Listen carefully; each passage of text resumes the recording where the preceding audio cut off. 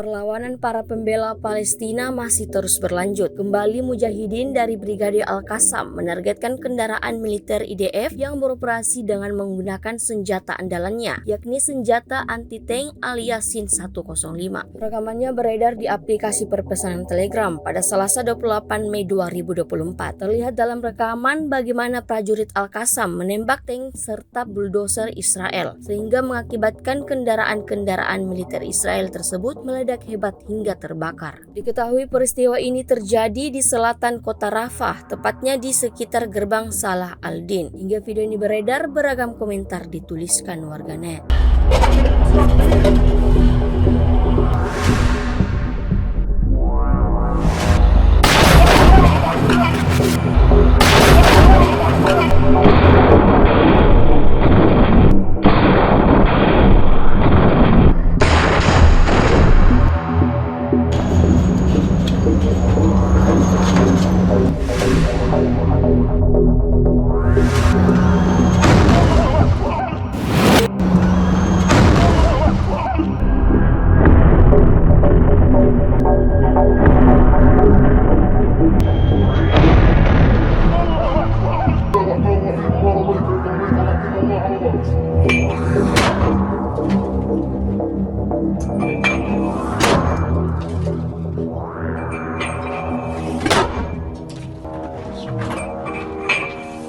Download Tribun X sekarang, menghadirkan lokal menjadi Indonesia.